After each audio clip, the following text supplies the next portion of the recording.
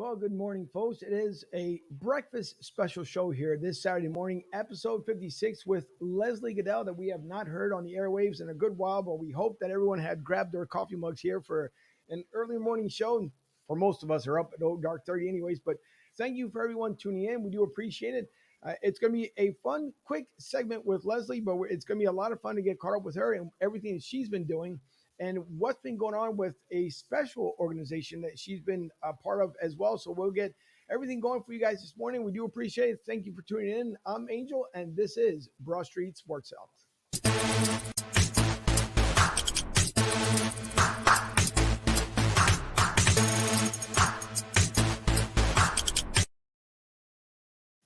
We have to bring the man of the hour, always bringing the energy, even early in the morning, Servito Corleone.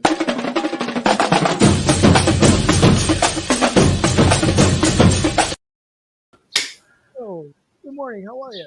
Good morning, Angela. Good morning, everybody.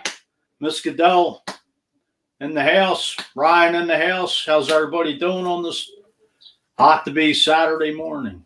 How are you, Angel? Good, good. Heading down to Emily Arena later on for Game 5 of the Game 4 of the series. So that should be a lot of fun. Pretty hot, but it should be fun. And waking up early with us today, which normally he's not an early bird, is our national correspondent Ryan Neff.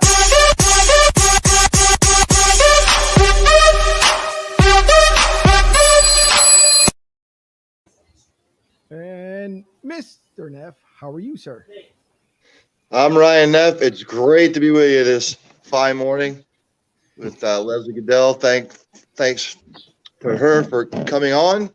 Talk a little bit about something, whatever the hell she wants to talk about here. So let's get to it. Let's get right into it here. Yep, as we see here in the background, if you guys have not followed Leslie, of course, always follow Miss Gudel at Leslie Gudel on Twitter. And also, we will be talking about, as you guys can see here, underline, Kendall's Crusade. And we want to get into that with Leslie. And I'm going to bring up here at Food It Forward so we can get all this together. And with that being said, we will bring on the lady herself, Miss Leslie Gudel. How are you? I'm good, but nobody's allowed to call me Ms. Gudel anymore. That's my mother, not me. My apologies. It's definitely Leslie. How are you guys? Good morning. How are you? We all have that sort of morning look about us. I kind of like it. It's like, yo, let's grab some coffee. That's what it is. That's why I said, hopefully everybody listens. Everybody's, I'm pretty sure, got it. I think I've had like maybe 3 cups so far. So, but we're up early, and that's just, the way it operates. So thank you, Leslie, for coming on with us. We really do appreciate it. And my first question is the move that you had from California, and I believe you were born and raised in California. Yep. The move from Cali to Philadelphia, was it one of those things that you were initially kind of like, do I really want to do this? Or was it something that you knew if you had a passion for, you had to make the move in order to be the sportscaster that you were? So, okay, I'll tell you the honest answer. And the honest answer is that I was working in Los Angeles for 2 years, which was my hometown. I interned there, got my first TV job in Pocatello, Idaho, which was like the end of the earth, and got hired back in LA. And Prime Sports became Fox Sports. So they brought in Susie Colbert, they brought in Keith Olbermann, names far bigger than mine to transition over to Fox Sports. So I wasn't, I went from working 2 years in my hometown, like my dream come true, to not having much of anything. I did have a show called NASCAR Garage. I was working, which actually ended up being a huge part of racing is a huge part of what I love.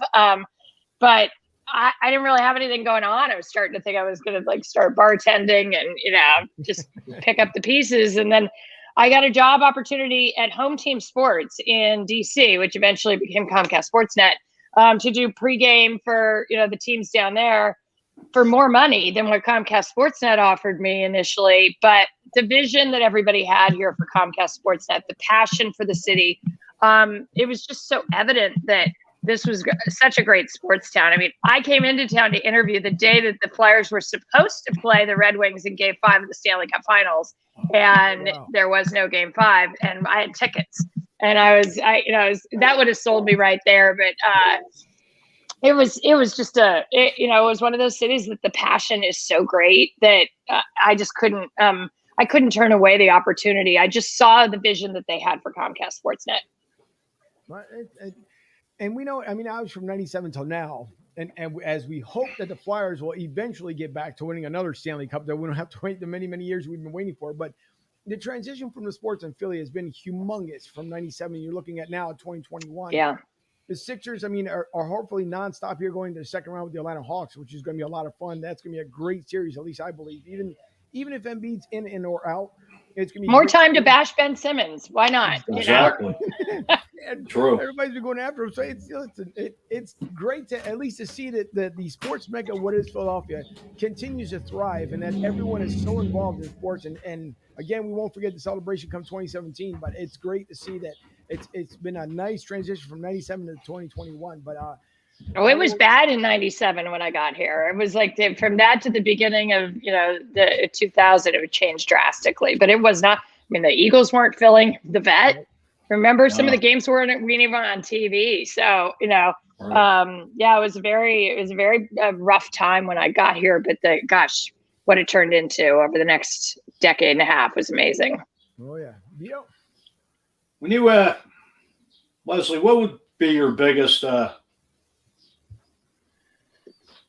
can I put it? The biggest achievement that you covered as far as like when the Phillies won the series in 08? Mm-hmm. Well, this is always an answer nobody expects because it's really hard to capture the emotion that was going on that day. But it was when they made the playoffs in 07. Right. Because once they hit the postseason, like that was a milestone that group of players had never achieved before. And while the World Series was incredible in so many ways, and that entire journey through the postseason was really a destiny that you could feel from the beginning of the postseason. 2007, it was a bunch of guys trying to still get there, and they had to grind it out. And the emotion that was present after that moment was something that even so the next year when they make it, it was like, okay, on to the next thing, because they've been there now. It was like, we've done that. We have to do more. We have to do more. So when they won the World Series, for me personally, I'm standing with a bunch of reporters underneath the stadium waiting to get on the field, watching it from a TV that's like this big. And we're all staring at the screen and you feel the whole stadium bouncing and you're not out there.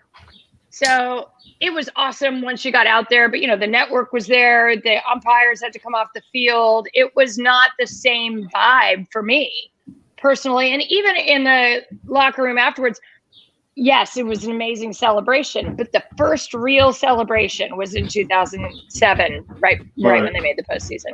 Especially when the Mets collapsed. I was fortunate to work the Phillies as a game day employee for 16 years. So I was at that game, and I was right by the bullpen when we won it in 08. So electrifying. Yep. Yeah. It's amazing though to go back and think about. I mean, there was just momentum, as you remember. Now the famous grand slam by Victorino against Milwaukee. So many. I mean, when Joe Blanton hits a home run, you're like, oh, these guys are still going to win if Joe Blanton's hitting a home run. Chase Utley's throw out at the plate, the ground ball. Yeah, there was just so much about that team that we all loved, right? Because we all got to know them and the personalities. And that was why I was glad to see JT Realmuto come back this year, because I felt like he gave this team an opportunity to have an identity beyond Bryce Harper for a longer period of time.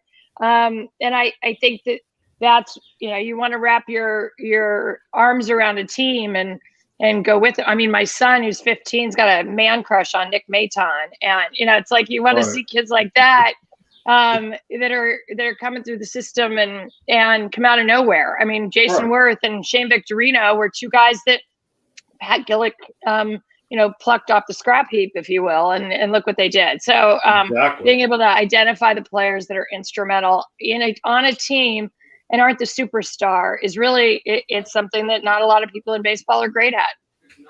Right. I mean, basically, as they say, the unsung heroes. Yep. Especially, big time when it's time to step up in the big stage, who comes through. Yeah, absolutely. And again, we go back to momentum and chemistry. I'm a huge believer in chemistry on any team. You could put a team of superstars together and you're not going to win if you don't have chemistry. I really believe that. Right. Brian? Leslie, I'm going to switch it up a little bit from Philadelphia sports, which is their forte, since I'm the national correspondent. Yeah. You and I obviously share a passion for racing and NASCAR. I've been watching it since I was 4 or 5 years old. So I'm going to pick your brain because I know you used to do NASCAR garage and stuff. How could they take such a fantastic product and now it's just like a clump of crap? To me, anyway, I'm old school, you know, and I've said to some of my other NASCAR brethren, look, get rid of the chase. Get rid of all the rules like the lucky dog rule. Oh, if you're the first car a lap down, you get your lap back, which is a joke. I say go back to old school, which I know it'll never do. Just get rid of the rules. Wherever you finish, those are the points you get. Go back to the old style rules. What is your take on old school NASCAR and the NASCAR today, which I'll never be able to get used to? Well, they outpriced themselves. I mean, they outpriced their fan base. They went corporate, which is fine, but all of a sudden it became very expensive to go to a race because it was very popular to go to a race. And they grew and grew and grew. And so people said, you know, forget that. I can't. The core fans, the ones who followed NASCAR from the beginning, you know, you go back 20, 25 years, those fans were the ones that, you know, saw the origination of the sport on the beach in Daytona. Those were the ones that, I mean, I talked to some of these, and it has to evolve because what like, I love Dale Earnhardt, right? But Dale Earnhardt was not, you know, one of the original guys who was running moonshine on the beach. So you have to evolve in some ways, but, you know, I think they lost sight of their fan base. I remember doing a show with NASCAR Garage and we had one of the old timers on and I can't even remember his name, but we're standing at Darlington on the track. And he's like, oh, yeah, I remember we were coming around this turn and so-and-so, he went off the edge, he died. And then we came around and I'm like, wait, can you go back? What'd you say? He's like, oh, he died. He went off that rail right there. He died. And then we came around and I'm like, really? They were telling stories about drinking beer in the cars during races out of douchebags. Like that's what they did during racing. Wow. So the sport evolved. You know, what we know old time NASCAR as is not really old time NASCAR. So I think really it comes down to they lost their core fan base because they couldn't afford to go anymore. And I think that's where the sport lost it. Listen, it's absolutely true. I mean, I know that the day that Dale Earnhardt passed away, as a sports fan, it was really bad because you felt the man who lived a crazy legacy, never finished school, became a successful business owner. I mean, everything he did with DEI, I don't like too much what Teresa did, but it's a whole different show for a whole different day. But, you know, for everything that he did and to make Dale Jr. successful, it's beyond incredible. But we'll get into NASCAR talk some other times. I know we're kind of limited for time here. I want to get into two things here. Number one is, before we get into the Crusade, the one picture that I had posted earlier, how much is this man missed in Philly sports? You know, he was an icon. He was a legend. He was the voice of the Phillies for everybody that is alive right now. You know, there are people, older people who remember, you know, a lot of the people that have come before Harry, but Harry's voice spans every decade of Phillies fans right now. So, you know, even my kids who are in their teens remember and know Harry's voice because they hear it in videos. It will live on forever. So, you know, he's missed. He's definitely missed. I think that people are unfair to the people who have followed. It's very hard to follow in anything somebody who's such a giant. I think Chris Wheeler got a raw deal. I think he was fantastic too, and I think a lot of fans appreciate Wheels now that he's not there and his knowledge.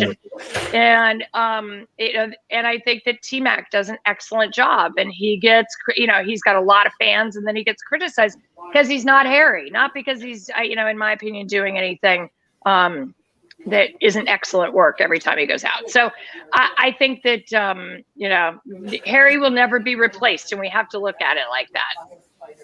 Not at all. I want to bring up the screen here because the one thing that I want to bring up as well is the Kendall's Crusade. So how much involved are you still with Kendall's Crusade, and how successful has it been since starting it back in 2016? So this is actually kind of confusing. So I apologize because you're on the Food It Forward page, which is actually a separate page from Kendall's Crusade. However, we ran the Food It Forward campaign through Kendall's Crusade. So Kendall's Crusade was formed after my daughter had a stroke in 2014. She had a stroke at the age of 10. Yes, that's the main Kendall's Crusade page. So Kendall is the one in the middle who's actually taller than all those people now at 5'10". But she is she had a stroke. She has something called an AVM. It's a vein malformation in her brain. It's basically a cluster of unnecessary blood vessels that don't have capillaries. So it's like hooking a garden hose up to a fire hydrant. Eventually, the garden hose is going to rupture. So she had 2 previous bleeds. We didn't know until later. But she had this stroke in 2014 and has since had one very minor stroke. But the only way to get rid of it, there are 2 ways to get rid of it. Remember Mike Patterson? Remember when he went down at training camp and he had seizures? Right. He had an AVM. He had the same thing my daughter had. When you hear about somebody dying of an aneurysm under the age of 40, very often there is a vascular malformation that caused that. But they just say aneurysm because that's what ruptured. So 1 in 2,000 people have it. They call it rare, but I don't feel like that's that rare. I know several people with them now, obviously. So our goal really with the foundation was to raise awareness on this. So Kendall couldn't get her surgically removed. I liken Mike Patterson's to stage 1 breast cancer versus, stage, 3 liver cancer was what my daughter's outcome looked like. We looked all over the country for doctors and didn't find anybody to treat a pediatric patient with an inoperable AVM in the city of Philadelphia, and ended up at Stanford out in California. And they were the ones to give us hope. And she had radiation 3 different times over the course of the last 6 years on the brain, focal radiation to just basically blast the crap out of this thing. The great news is, where I've never let myself see the light at the end of the tunnel, we just learned a couple of weeks ago that it's 95% gone. And so we have light at the end of the tunnel. Her risk of another stroke is as small as it's ever been. And, if all goes well, we should hopefully be rid of this thing. She's been left with some deficits from the radiation. She has no use of her left hand. And she has a dropped left foot, but if she walked in a room, you'd never notice any of this. And she's a very bright light, and she'll head off to college, hopefully AVM free, or at least close to it, in another year. So that's Kendall's Crusade. Food It Forward was a campaign we started during COVID. I was sitting at Christopher's in Wayne. The owners are friends of mine. And I thought, how in the heck are we going to get these restaurants through this pandemic? And I was like, well, if we run it through Kendall's Crusade, we can raise more awareness for AVMs and at the same time collect money. And we ended up raising $80,000 during that campaign and another 20 at Christmas. We bought gift cards from the local restaurants, and then we gave them to food banks. So it was like 2-for-1 giving. So it's a really cool opportunity for us to make a difference there too. That's good to hear, and I'm glad your daughter's doing a lot better. I'm pretty sure all of us are, and everyone who's watching the show, thank God that at least everything is working in the most positive direction possible. So that's great news to hear. And Thanks. I have limited time Absolutely. here, about another minute or so. Are you involved in anything else right now, currently, as far as when it comes to sports? Yeah, so I was doing real estate for a couple of years, more of a stopgap until, or hopeful that something else would come up. I did real estate before I got into sports. So I have teamed up with a guy named Pat Waters, who's Brian Dawkins' longtime marketing guy, and he's been with Brian since his rookie year. And he's got a marketing company called Strategic Sports Marketing, and then a memorabilia business called Sports Vault, which I'm sure people have been to their stores over the years. So what Pat did is we created a holding company, and we're doing a startup sports agency. So we're doing the investor raise right now for that to get the agency off the ground. And then we have the 2 other businesses. So I'm involved now with all 3 across the board.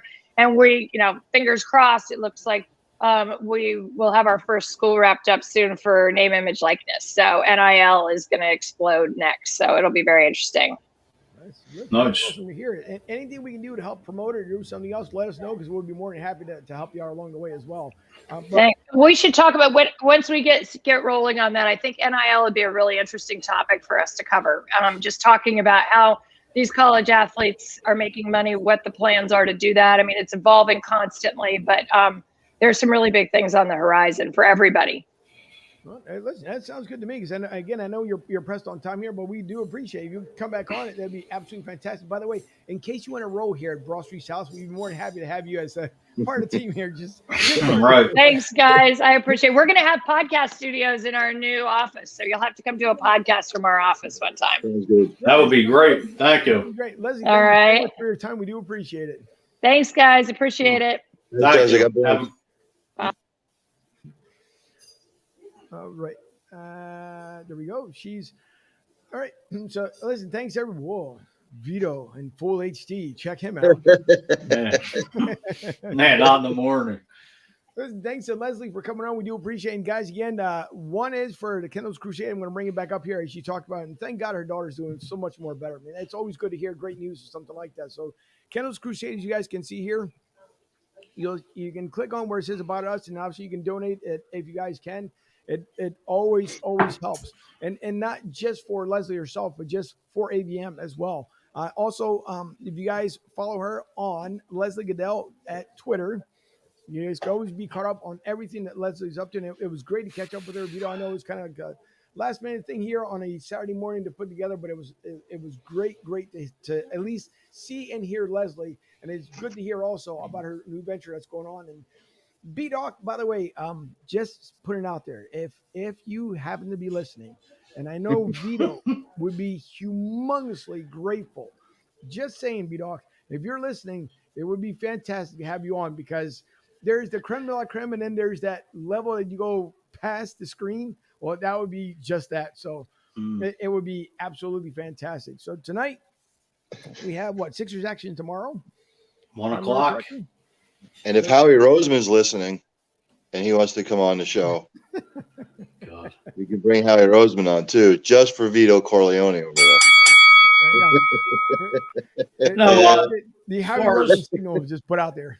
As far as Howie, I mean, Here we go. When it comes to the draft, I mean, I know this year's draft's the jury's out, but I'll give the guy credit where it is, though. He has made some decent trades, some decent free agent moves. I mean, I'm not going to sit here and just completely bash the guy like I usually do, but I'll give him credit where it's due. And next year we'll have 70, 80 million under the cap. We'll probably go out corner of the market. You know, make everybody happy as far as free agency, especially myself. And, you know, all as well being Vito Corleone land. As long as the Eagles are built to win the Super Bowl, I'm happy as a pig in slop. It's good that Juru isn't here this morning because he was less than pleased with the way the Phillies game ended yesterday still. Well, no run support. I mean, you know, you got Wheeler going 7 in the third innings, and they score 1 run. After they scored 17 runs back on was it Monday or Tuesday? And just real quick, Angel, were you a little bit disappointed that the Lightning blew that game yesterday? Yeah. How about that Lightning? Yeah, first of all, you had Vasilevsky who was playing lights out for the past 2 games, and then he 2 goals that go through, 1 in a 5-hole, and then 1 obviously just above the pads there. And it was just, he's been so much better at net. And you can tell anytime when Vas gives up that first goal, it's almost, not always, but almost a sign that Lightning, you know, Tampa Bay will actually end up blowing that game. I was kind of surprised, actually. They couldn't put it together, especially in the third period. The Canes were just, they were coming, I mean, everything from the kitchen sink to the bats, you name it. They had their line set up the way they wanted it. And starting first, second, and third periods, I mean, they were just coming out on fire. And obviously being down 2-0, you want to try and come back to at least win 1 to get that momentum going. Do they win 2 in a row? I don't think so. As I mentioned earlier in the podcast, is that I'll be down there today, not at the inside the Amalie Arena, but outside in Thunder Alley. So I'm pretty sure all the fans and we're supposed to have some crazy storms as it is rainy season down here in Tampa. But I'm pretty sure it's gonna be a lot of fun to talk to a lot of folks out there. Maybe I'll do something live out there. Who knows? I know my producer doesn't like it too much when I go live, but yeah, you're with the fans and it's a lot of fun, and you meet people from different parts. So it should be a lot of fun. But I think Tampa wins it today for sure. And as a matter of fact, Tampa, I believe, wins it today at 4-1. Yes. Is your boy Hulk Hogan going to be there? Nah, probably not. Unless I go down. He was there back in 04, I think, when Tampa beat the Flyers. Well, he's always down in the Clearwater area. He's normally down that way, but he hasn't been seen in a while. Ever since the whole kind of big fallout between him and his wife and everything else that went on, he's been pretty silent. He's saying his prayers and eating his vitamins for all the Hulkamania. Absolutely, life goes, brother. Exactly. Hey, listen, it's just the way. You make choices in life, and life is all about choices. Everybody knows that. And when you make a choice, whether it's good, bad, or indifferent, you got to live with it. So either it's unfortunate that things didn't pan out well for Hulk. I mean, I'm pretty sure he's not complaining either. It's not like he's out in the streets somewhere, but he's probably just enjoying life. You just figure, you know what? Enough of the limelight. I don't want to be a part of it anymore. I just want to go into the night and just, be me. I mean, he doesn't. Hulk Hogan, I don't believe needs anything whatsoever. I'm not I haven't been a wrestling fan in years, only because, yes, I know that people, and those who want to tune out, if you are a WWE fan, by all means, here, I'll give you a second. You can tune out. Okay, so your second's over. To me, we already know wrestling is just, it's fake. Come on, just put it out there. It's fake, but it's good entertainment. Staged, not fake. Big difference. Those guys do get hurt. No doubt. Yeah, they do. I mean, the injuries are real. I will say that much. I'm not going to take that away. It's choreographed. Yeah. That's you still can get hurt. Right. So it is choreographed. You're right, Vito. I'll give you that much. It is choreographed. Vito, don't listen. You know what I said at all of it? Choreographed. What do you say, Nuff? Mana. Dude, knew what he was doing. Vince, I mean, he put a great product together. It's still, I mean, the highest entertainment you can find. And there's a lot of guys obviously that do come out of high school and want to become wrestlers. And they put a great product together. I will not take it away from wrestling because they do put a great product together. The storylines are pretty good. They've gotten better. It used to be like really bad before. It got to the point where it was like soap opera-ish, and I think a lot of fans are tuning out. But I mean, Monday Night Raw, you name it. I mean, the guys are doing a fantastic job. So yes, it may not be my, thing, but it's still good. It's still a good product. It doesn't touch the old school. I'm sorry. No, not with Bob Backlund, dude. The Iron Sheik. That's when I loved the gimmicks back then are head and shoulders above the mainstream today. Yeah, there's no comparison. They might move better, they might be physically fit better, but the icons back then these guys today will never top it. No, it just won't. But it is what it is. It's still either way for those who enjoy it. It's a lot of fun. So don't get me wrong. I just talking to a mic here, and what do I know about as far as when it comes to that kind of product? But for me, wrestling, either way, I mean, it's still huge. Obviously, they had it down here in Tampa not so long ago, I think it's been about a month now, maybe a little over a month. 2 days back to back. Granted, it rained. Like, we went for a longest streak with no rain, and then the event night happens, and just before the event kicks off, they get a monsoon that happens on Friday, another one on Saturday, but the show still went off without a hitch. And it was a great setup down there at Ray J. So wrestling fans, don't take it to heart. It's still it's still a lot of fun for those who end up enjoying it and seeing it on Friday nights. I mean, WrestleMania is just, you'll never find a bigger event, I believe, as far as when it comes to sports, obviously other than the Super Bowl. But I mean, it's a lot of fun. I won't take it away from those guys whatsoever. So what else happened on the? I'm trying to think if there was something major that happened last night. He is Tampa-fied now. Most people call it Raymond James Stadium. Angel calls it Ray J. So now he is a Tampa Clearwater local when he goes Ray J. He's joining their ranks as far as bandwagon jumping. I'm going to get you guys a couple pairs of crutches so you don't break your leg jumping off the bandwagon. There's no I'll even FedEx them overnight to both of you. On me. There's no bandwagon jumping. I still, as I Yeah, stated before, yeah, and I yeah. stated before, the That only don't work team, in this town. the only team that I wander off from anywhere is just when it comes to The basketball. Buccaneers. The NCAA. Buccaneers. No, it's not the Buccaneers. The Rays. The Tampa Rays. No. Bandwagon. Bandwagon. I'm a Pirates fan, dude. That's no bandwagoning. You're nowhere near Pittsburgh. You grew up in the Poconos, didn't you? When we have like a real long show, I will explain to you guys why I have chosen the teams I have chosen. There's a story behind every one. People already asked me why I'm a Celtics fan. Is because of my grandfather. So that's another show in and of itself. Listen, Brian, don't feel bad because it's the same way. My dad, when he came over from the island, over from Puerto Rico, he went up to now.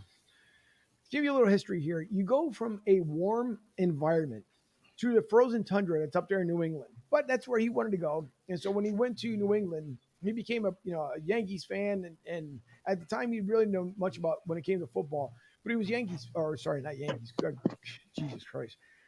Amen. Good Lord, I can't believe that freaking word came out of my mouth. But he was a Red Sox fan. And he to this day, he's still a Red Sox fan. He became a Phillies fan because, when my sister and I being born in Philly, we became Phillies fans. Now my sister, as the years went by, just like Ryan, as Fuji likes to say, is a ring chaser, but I don't see Ryan as a ring chaser. But my sister became a New England Patriots fan, New York Yankees fan. The guy. My goodness. This guy's a former Cowboys fan. What are you talking about? Well, hey, listen, she became a fan of New England sports. She became a fan of the Yankees, and I don't hold it against her. The year the Eagles won the Super Bowl, I was able to rub it into her for at least an entire week, and then I let it go because it is what it is.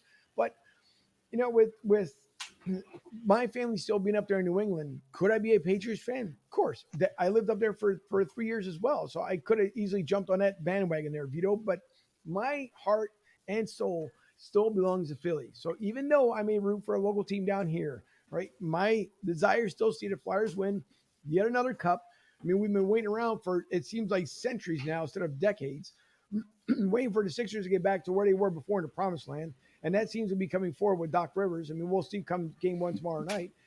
Phillies are trying to get there with Joe Girardi. I'm not worried about what Gabe's doing out there in San Fran land because we already know what Gabe loves to do in late July into August when it falls apart. But, and the Eagles will get back there. I think Nick Sirianni's trying to put a good game plan together, and that's just the way I see it. So will I be a Bucs fan? No. Yes. Okay, listen. Just because TB12 is down here, it means absolutely nothing. You got the Brady jersey in the back of the closet. Come on. No, there's no TB12 jersey in the closet.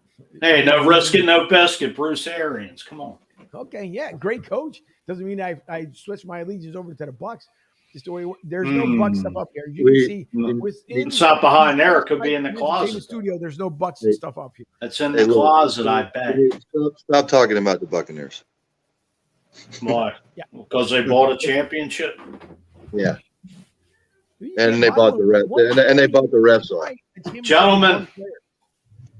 Oh, go ahead. I was about to not to cut anybody off. Or Fuji's got a roofer at the house he needs to talk to. It's probably. Well, we'll end it with the roofer then. And all right.